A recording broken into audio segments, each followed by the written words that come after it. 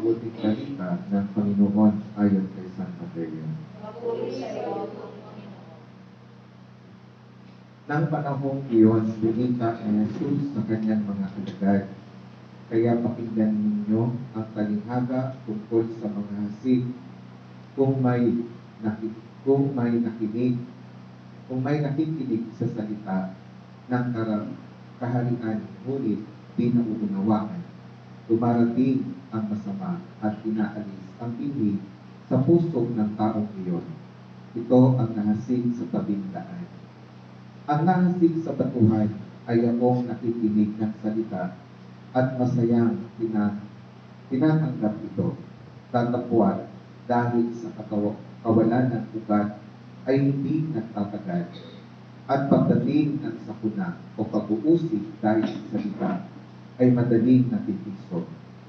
Ang nahasik sa mga dawakan ay akong nakikinig ng salita, ngunit ito ay tiniis ng kabalisahan sa daigdig at ng ibog ng kayamanan, kaya hindi nagbubunga. Ang nahasik sa mabuting lupa ay ang nakikinig ng salita at nauunawaan ito. Dahil diyan ay may nagbubunga ng tig-100, ng tig-60, ng tig-30. Mga kapatid, ang mabuting balita ng Panginoon.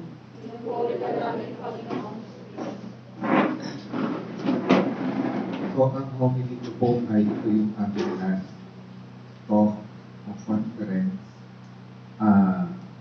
Magdadivert po tayo mula doon sa pagbasa sa araw na ito at ang pagninilay pa din natin ay yung Ebanghelyo ng paglalakbay patungo Emmaus.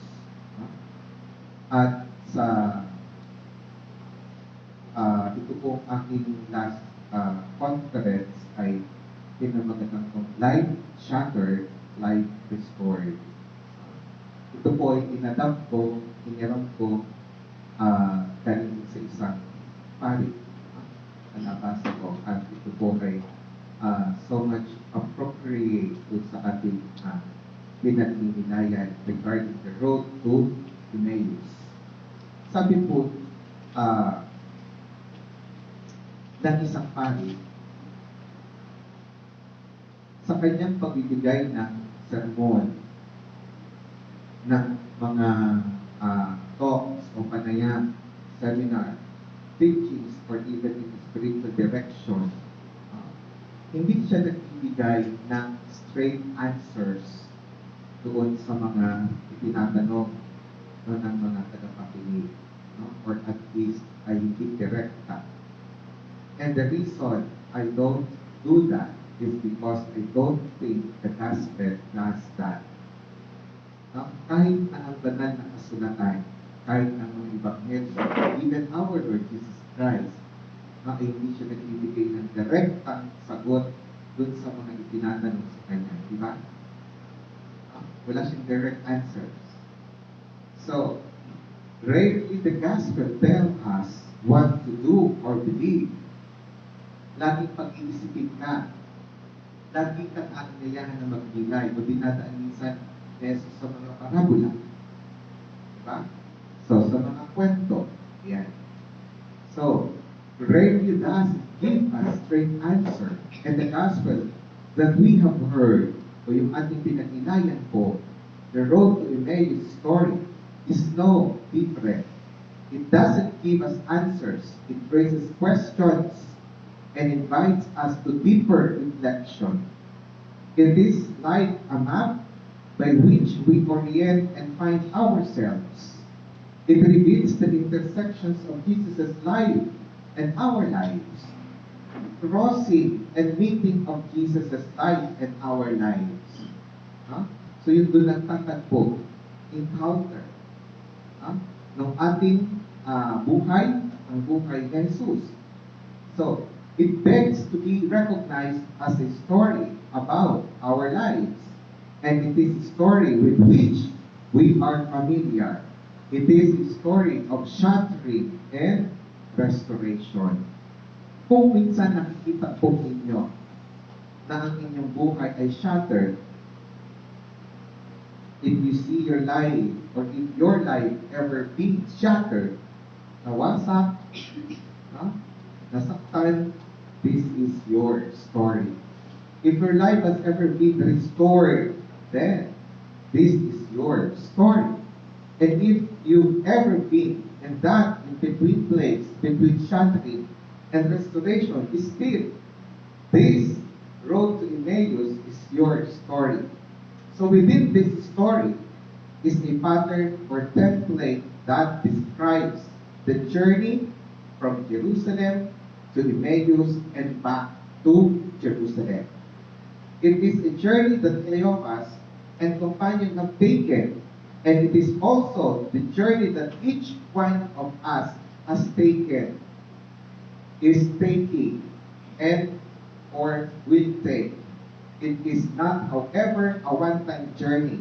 It is a journey we take again and again. So, ibig pong sabihin, lahat tayo ay merong Jerusalem at Emmaus sa buhay natin. At sabi po, hindi ito one-time journey. Paulit-ulit po ito. Dahil paulit-ulit ang nararanasan natin sakit, at paulit-ulit din ang pagkatapos ng sakit ay nawawala. Hindi one time. Na-experience nyo na ba na once lang kayo nasaktan? Once lang tayo na-disappoint? Hindi. Diba? So, at this very moment, at this very point of our life, we can say to ourselves na paulit-ulit kung marami na tayong naranasan ng mga ganitong pagkakataon sa ating buhay. Okay? So, within this story is a pattern or template that describes the journey from Jerusalem to Emmaus and then back to Jerusalem. Okay? So, uulitin ko po, it is not, however, a one-time journey. It is the journey we take again and again. So, I am not talking about Jerusalem and Emmaus as a particular geographical location. Pupunta tayo ng Jerusalem, pupunta tayo ng Emmaus. But rather, I am taking them as archetypal realities. They are portals into a greater self-awareness and apertures or opening or hole through which we see a greater fullness of God, of ourselves, and of each other, and of the world and community we live in.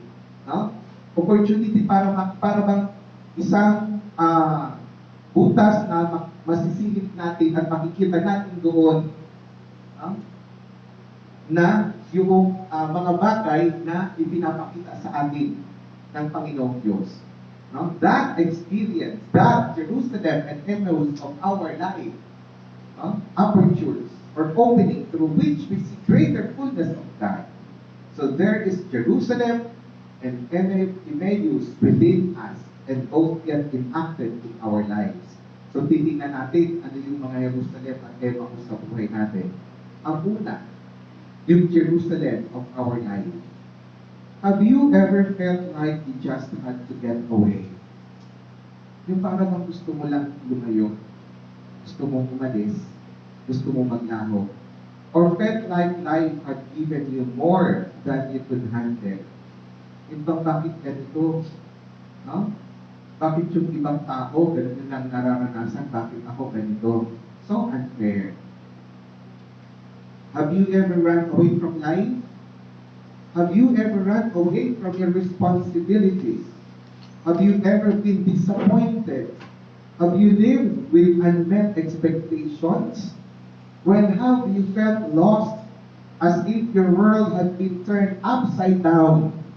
O kaya ay hindi naman turning your world upside down, minsan sinasabi natin, pasan-pasan ko na yung daigdig. Have you ever wrestled with big questions katulad po ng, paano na ako? Ano pa yung susunod? Saan ako pupunta? Ano pang mangyayari sa akin, sa buhay ko? Okay?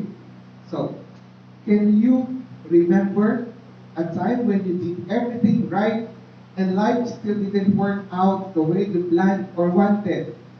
Ginawa mo na lahat, Lahat naman ay nasa tama, pero hindi pa rin nangyayari yung gusto mo na mangyari. Have you grieved the death of a loved one? Have you grieved the death or of dreams and of your future? Nung naglaho na yung inyong mga plano, yung mga pangarap mo, na wala ng lahat? Has your life ever been shattered? If so, then you know what it's like to be Cleopas and his companion. And that is the Jerusalem. Their Jerusalem. Our Jerusalem.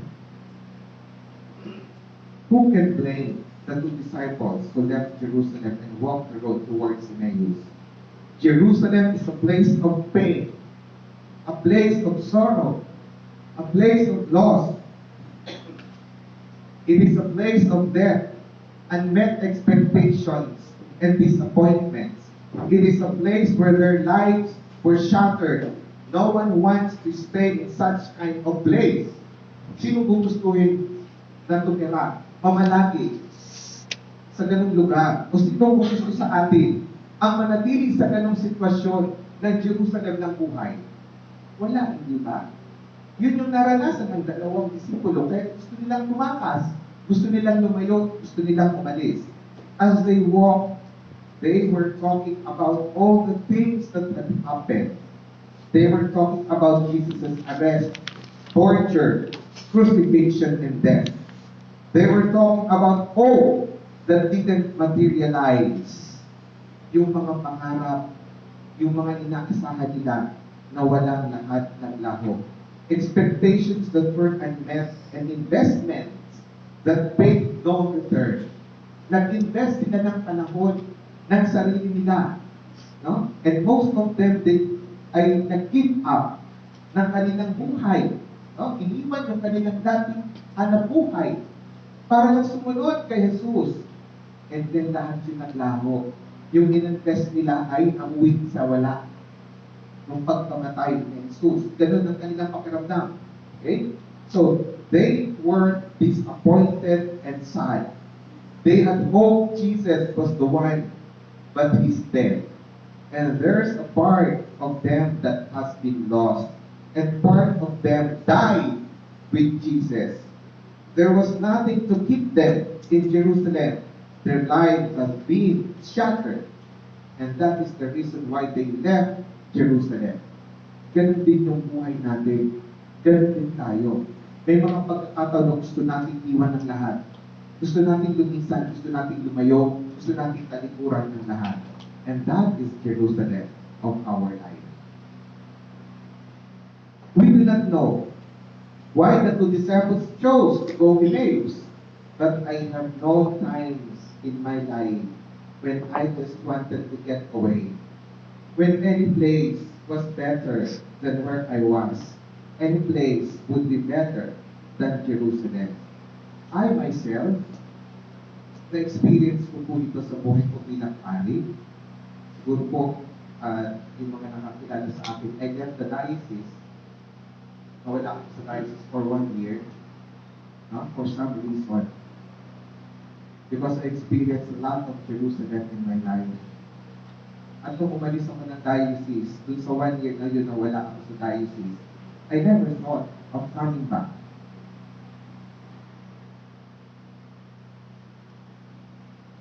And I already entertained the thought of leaving the priesthood. Hindi ko po inisip na babalik ako sa diocese. At inisip ko na noon na talikuran ng pagkabalik. Because I experienced a lot of Jerusalem in my life. Emmaus is our escape from life. I escape. What we don't know at the time, that what Cleopas and his companion did not know, is that it is also the way back to life. That realization happened for two disciples as it does for us in the breaking of the bread. It was not an escape from life that took them to Emmaus, but hunger for life. Kasi kung nakikita ko na parang wala ng buhay, wala ng saysay yung lahat, hindi pala tayo tumatakis dahil wala ng saysay yung lahat. Tumatakas tayo, umaalis tayo, and we are looking for it. We are hunger for life. Gusto natin magkaroon ulit ng kahulugan, ng katuturan ng buhay. Kaya tayo umaalis. Yun yung nangyari sa dalawang ito. Hunger for life. It was not brokenness that took them to Emmaus, but a hunger for wholeness. Hindi dahil sila ay nasaktan, hindi dahil parang nawasak na ang lahat, kung hindi ang inaasam nila ay mabubuong uli. To be whole again. Nung nagpaalam ako ng kay Bishop Gilbert, sabi niya sa akin, "You are always welcome to the diocese. You can come back anytime when you find yourself whole again."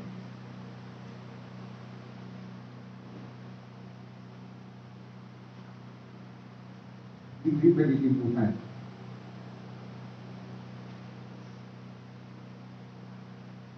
It wasn't a shattering that took them to Emmaus, but a hunger for restoration.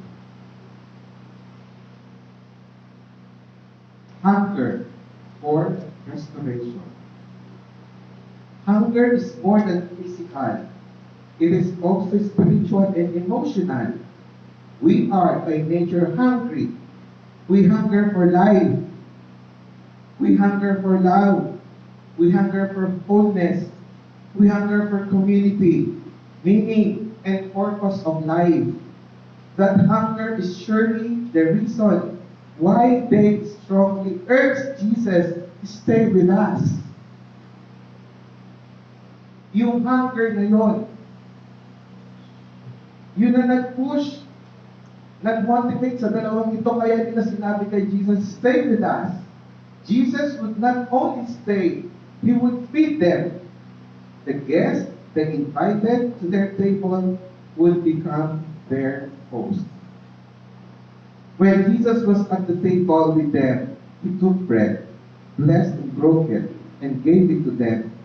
Then their eyes were opened and they recognized Him.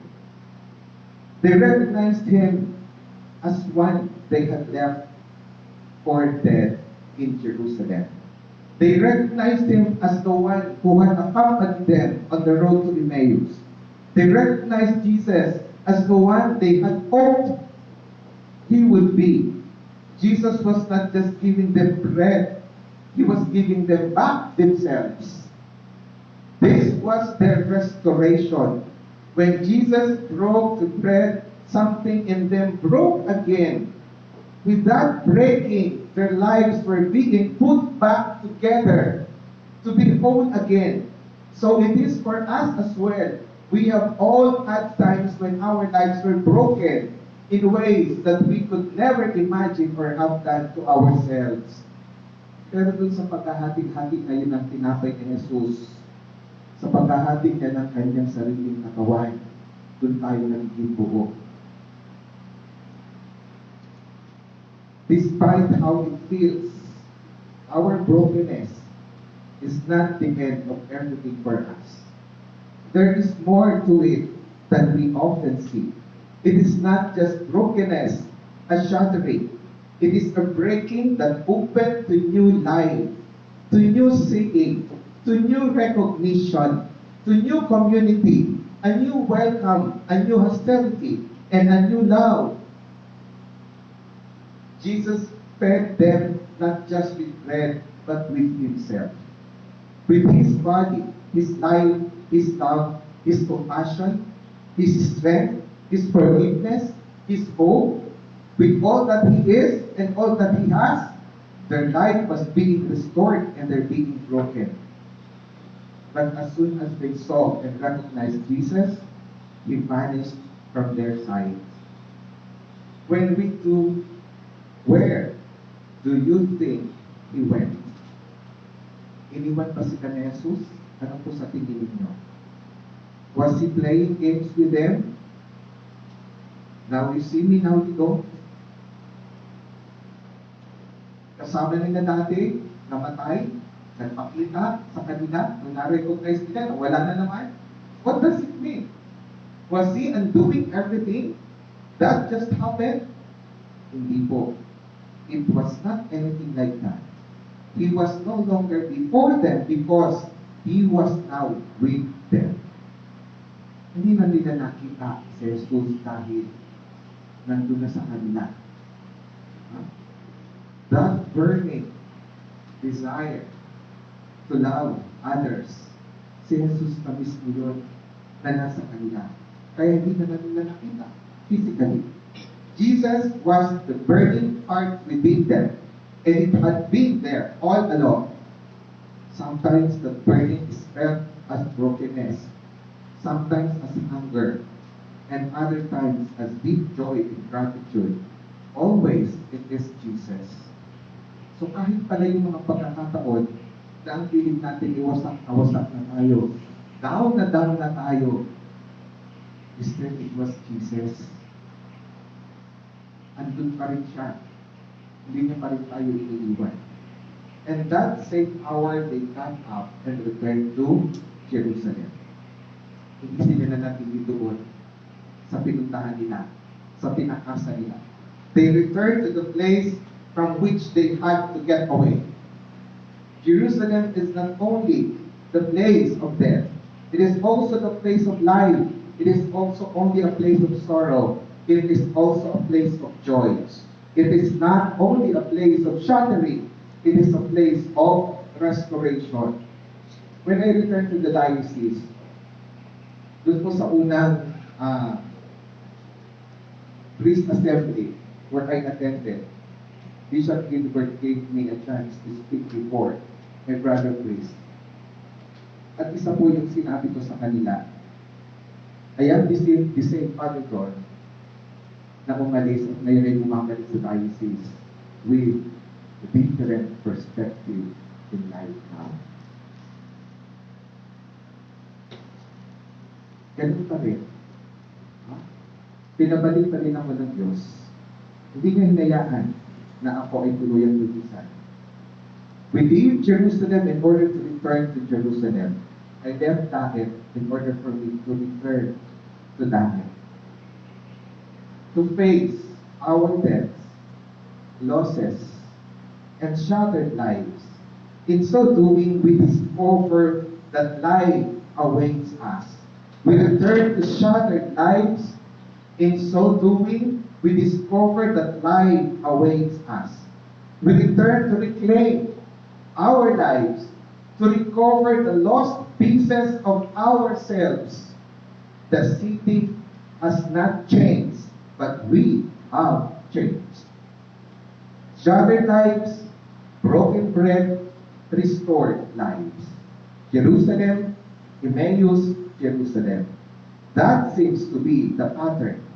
It's never, however, as simple or easy as it sounds. It is one thing to name the pattern, but another to live it. It takes time and effort. It is not easy, and it's so painful. It means trusting that somehow the shards of our lives will become pieces for a new life, a new perspective, a new way of living. Yung mga nawawasak, yung mga nawawala, nagkakawat-watak na bahagi ng ating pagkatao, yun din ang magbibigay sa atin ng panibagong simula.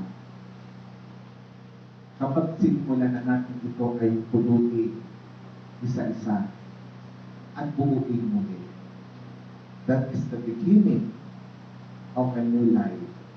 That is the beginning of the new journey. That is the beginning of a new hope. A new Jerusalem. A new Emmaus. A new Jerusalem.